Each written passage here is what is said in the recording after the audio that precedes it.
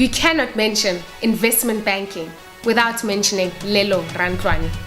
At 32, he is the founder and CEO of Ata Capital, with tons of experience from companies such as Rand Merchant Bank and Deutsche Bank. This young family man carries the mantra, work hard, play hard, and innovate.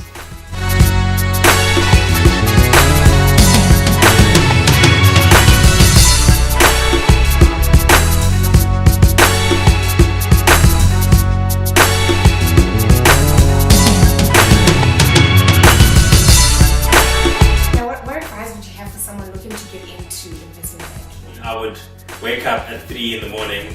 If I can't go back to sleep, it's down to the state. You know, you look at your watch again, it's midday, you haven't eaten.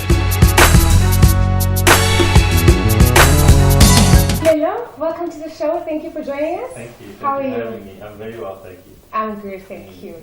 Wow, so 32 years old, graduated from UCT, spent 9 years in investment banking, and now the CEO of Ata Capital.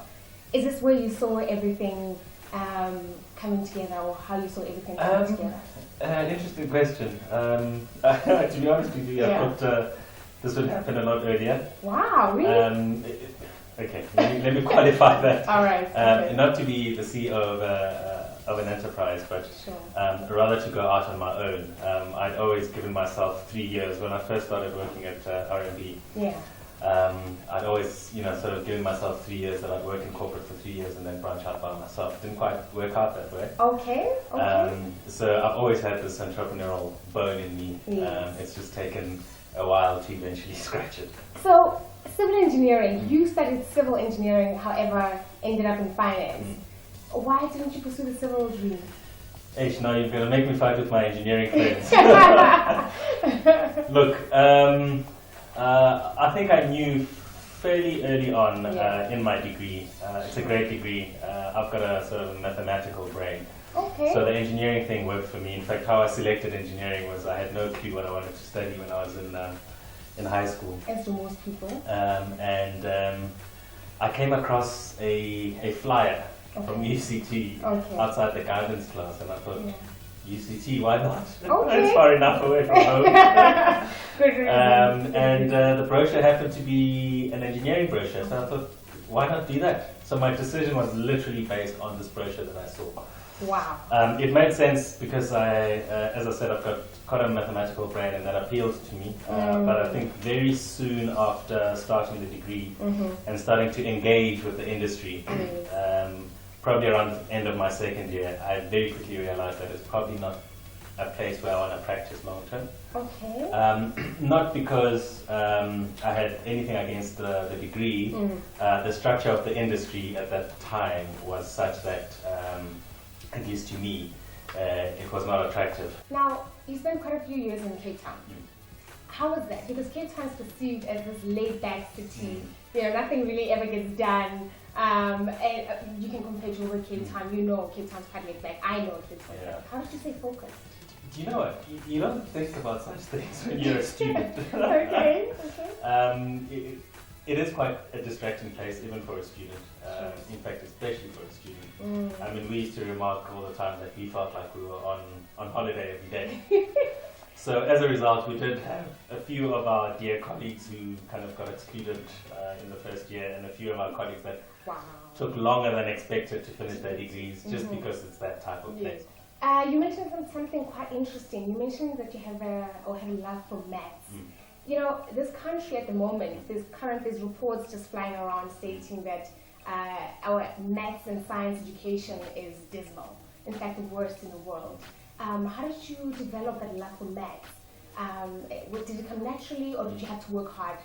Look, I think I naturally had an inclination for numbers, but I attribute it to my mother. I mean, she herself has a love for maths. Okay. I mean, she started teaching me things in standard 3, 4 that, especially in township schools, we weren't learning at that stage. Yes. I remember the one time we were probably in standard 3, standard 4, in fact standard 3, and which is now grade 5. And I remember the teacher walked up onto the thing, and she drew few different shapes, and she then took her chalk thing and traced the shape of a circle, and she said she asked us what that was, and I said that's the circumference, and she said, it's like how cool. Where did you learn that? Yes. So that's the thing that my mom's been teaching me ever since I was a kid. And you have 2 kids of your own. How old are they? They are 5 and 2. Rantloane is 5 and Anza is 2. Are you married? Yes, I am married. How many years now? Married, you're trying to catch me up. 4 years. 4 years married. Yes, we married 4 years. At the end of this year, it'll be 4 years. To Wanani. Yes. For 3.5 years. Okay. And is she as involved in your kids' Yes. schooling? And yes. So both of you are both working, however there's time for the kids and the kids. Look, we'd obviously like to spend more time. Yes. We are both exceptionally busy. I've obviously got a young business to look after. She's also kind of moved into the more freelance. She's in film and television.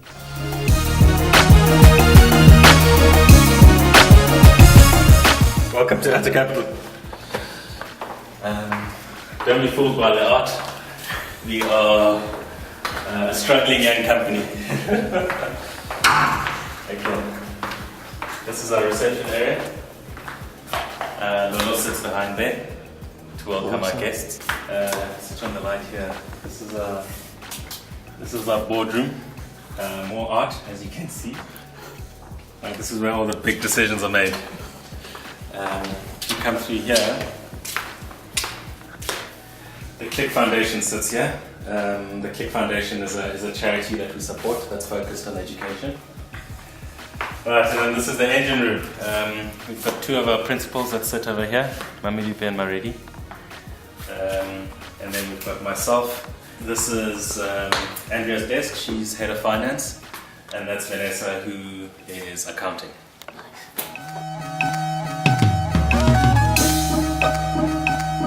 So 9 years in investment banking. It sounded very glamorous, but I'm sure there was a lot of work that went into that as well. Take me through a day in the life of an investment bank. I'm sure every other young boy, girl out there is anxious to find out what it's like. Look, I mean, it's not as glamorous as the movies make it out to be. Okay. It's like with any other job. I mean, for you to be successful, you need to be hardworking. You need to climb up the ladder, as they say. Yes. Investment banking is a difficult job. Especially as a newbie or a fresher in investment banking, or what they call an investment banking analyst. Okay. It's long hours. It's a thankless job. But I guess what's a little bit rewarding about it is that you occasionally look up and you see where you could get to. Okay. Okay. If you do get to a point where you enjoy success in an investment banking environment, it's that type of environment that can be extremely rewarding financially. After all, that's why people work. Yes, so definitely financial. So in terms of the glamour, these Wolf of Wall Street movies that get made. Yes. The perception that everybody drives a Porsche or a Ferrari, and it's not like that. Now, what advice would you have for someone looking to get into investment banking? Because I personally know quite a few people looking to get into that space. What do they need to be ready for? What's the armor that they need to put on? Look, investment banking is, as I said, is a highly time-demanding job. It's an intellectually demanding job. Okay. It requires patience, it requires resilience. It is a very fast-paced environment. It is certainly why you will find that most investment banks, the average age is in the 30s. So you'll have a bulk of people in their 20s, another chunk in their 30s, but beyond that, the numbers start to dwindle. So it always has like a lifespan. It's something like there's a... Without a shadow of a doubt. So you kind of stretched it though with 9 years. Not necessarily. I don't think 9 years is a long time. Okay. I do think that a lot of people kind of stretch it well into their early 40s actually. But as you say, I sincerely do believe that it's got a lifespan because it's as I said, it's quite a highly demanding job. It's fast paced. It's long hours. Yeah. Do you find that there's a lot of women in this space? Funny enough, it's probably one of the industries where obviously it's not enough. Yes. But it's one of the industries where, because it's an intellectual industry, we know our sisters are very I'm very interested in your response right now. Be careful. Look, there could be more. Okay. But certainly from the time I started in the industry in 2002-3 to now, that number has increased quite significantly. Okay. How would you, I'm interested to find out, how would your previous employers describe you? What kind of person were you? I don't know. You must ask them. That is a tough question. That is a tough question. You didn't blend in, did you? I'm sure you stood out. Look, I was lucky enough to, maybe my personality traits are, I like to be master of my own destiny. I don't like to be held back. I don't thrive in a system that relies on age for you to advance for the one thing. And I was lucky enough that I found an organization that was exactly.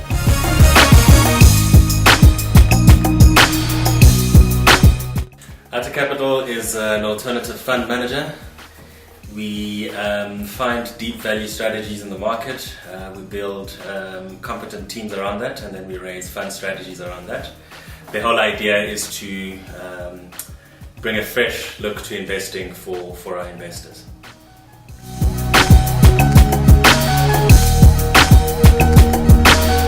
And now you are the CEO of your own company, Lerato Capital. You must have had to unlearn certain habits from being a specialist in investment banking to being a generalist. Because you know, the CEO, you look after every area of the business. What are those habits that you had to get rid of so that you become a better person, a better boss, basically? Yeah, look, it's the things you take for granted. Okay. It's the infrastructure, be it the IT infrastructure, the support infrastructure, the guys who bring you the newspaper in the morning in a corporate environment. The guys who you just have that infrastructure, and you take it for granted because it's not things that you see or necessarily engage with on a daily basis that make your life simpler in a corporate environment. You have corporate templates that are developed for you. You have clients that are loyal to the brand, for instance. In a new environment, you have to build all of that from scratch, right? You need to be your own photocopy boy. You need to be your own tea guy. Sure.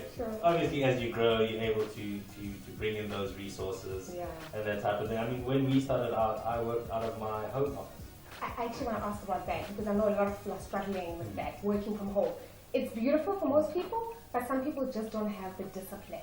Did you physically wake up every morning, wash, go into a space, and do what you needed to do? How did you find the discipline? I worked harder when I was at home than I did now, and I must qualify that. I just started the business then.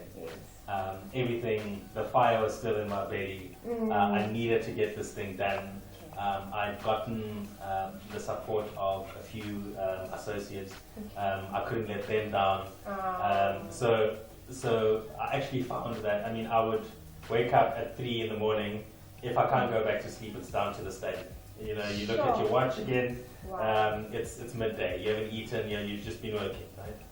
Which kind of answers your questions about, waking up and taking a shower. Sometimes the shower thing didn't quite happen until much later in the day. Yes, but the funny thing is, it's interesting you asked that question because once I moved out of that environment, I had everything there, my office, that was their office. Once I moved out of that environment and you know that there is a place of work and there's home, I actually quite struggled to work at home. So basically, you enjoyed the perks of what established businesses had to offer that you now had to appreciate, and obviously starting from where you started. And and I think maybe those are a lot of the things I mentioned are a lot of the sort of internal / comfort things. Yeah. But on the business side, as you can appreciate, I mean, a lot of clients will be loyal to brands. When you move out and you start a new brand that nobody's heard anything about, and you're trying to transact on the same basis, it's difficult, right? Because ours is an industry of trust. Especially us. I mean, we fund managers, so we raise capital from people and institutions, and they need to trust us with that money. So that's incredibly difficult. So we work quite hard in one, making sure that we had a running start, i.e. put a few things in place before we were absolutely sure that this is something that we want to do. And that is advice that I would give to a lot of people looking to leave corporate. Okay, so you spoke about being a brand, people being devoted or loyal to brands. What's the confidence that you're giving to your clients that you guys are the future, basically? And I know that this is usually a people versus process question. Look, I guess if you're starting out, it's all about the people. It's all about the people. They will trust the people. The brand will come later. I mean, I think you will. Okay. And that's why it's quite important to have those clients that understand you as an individual and what you can offer for them. And that usually those are those clients that you can go to and speak to say, look, this is what I'm looking to do. I'm looking for your support. So those are guys that have some memory of what you can deliver. Okay.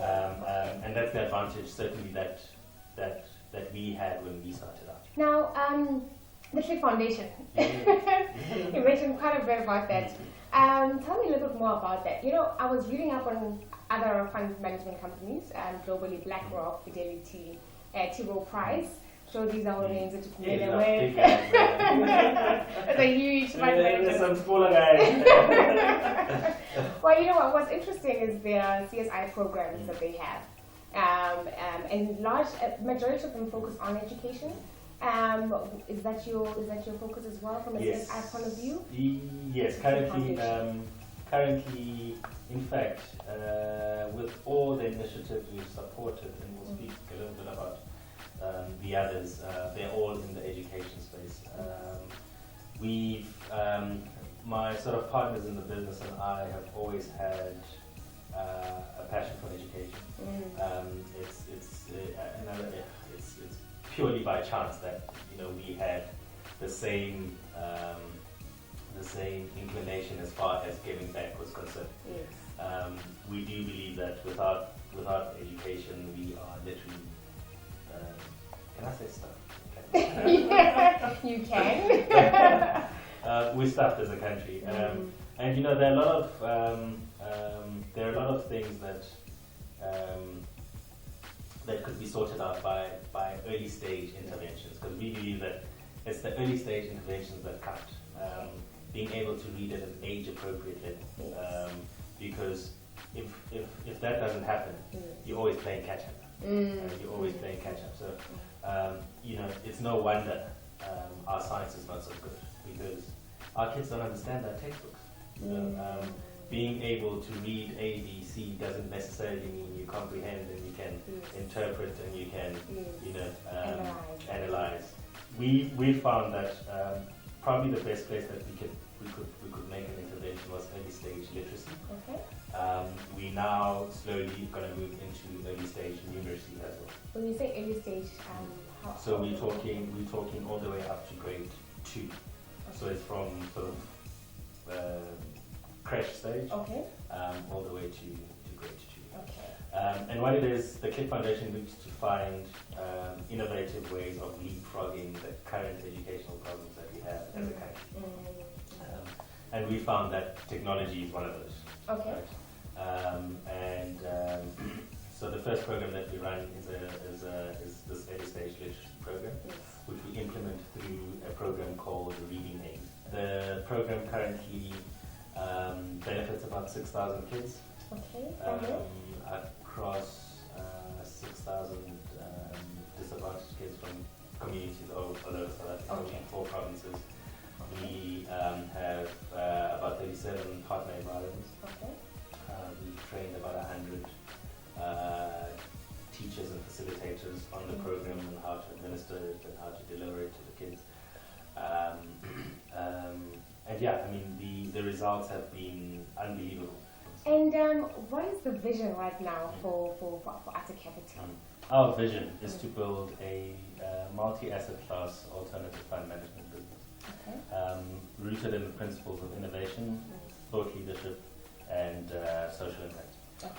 I guess the social impact that we've spoken about, the Click Foundation is actually quite a big shareholder in our management company.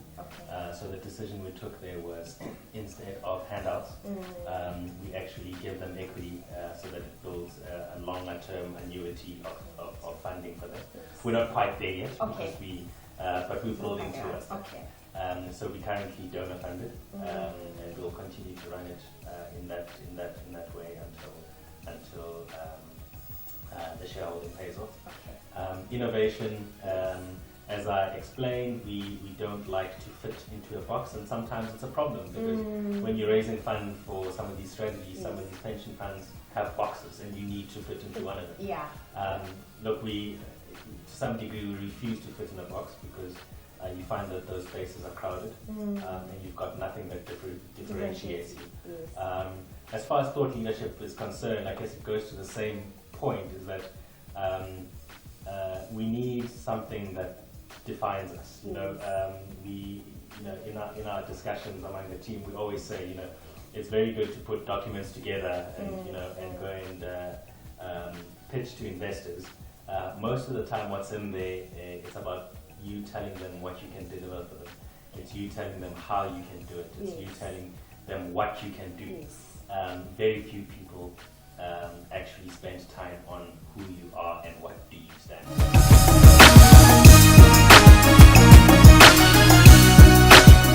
And what is the one thing you wish you would find time to do outside of traveling? That you absolutely locally, just something that you outside of work that you would wish you'd do a bit more of? Music. Okay. But music. So I've got a Royal Schools of Music theory certificate. And I used to play the trumpet. Really? Yes. And I used to play piano by ear too. I've kind of lost touch with the piano, and my daughter's taking lessons now, and I constantly keep thinking, I actually want to learn piano properly from first principle. I've got a love for music. I've always had a love for music. Embarrassingly, I was in a band once. And you were playing the trumpet? No, I was a vocalist. Oh, you're a vocalist? Yeah. No, please, you have to go there. Lionel Richie, you have to go there. Give me something by Lionel. No way. I haven't sang in a very, very long time. But I mean, since high school, obviously I played the trumpet, as I said. But I've done vocals, done a few plays. Okay. So you got musical bones, basically? Yes, I do. Okay. And what are you playing in your car at the moment? 702. That's what you're playing? Yeah, that's what I'm playing. Okay. In fact, it's I rely on my brother and my wife for music. Okay. I rely on my younger cousins to keep me current as to the musical trends that are happening. Okay. It's something that unfortunately I have lost touch with. It's horrible because I do enjoy music, so I can't keep up. It's understandable for the CEO of Ata Capital to not be able to keep up. Lelo, thank you so much. It's been wonderful. Very, very insightful meeting. Thank you. Oh, man, we could have spent the whole day here. Yes. No, it's just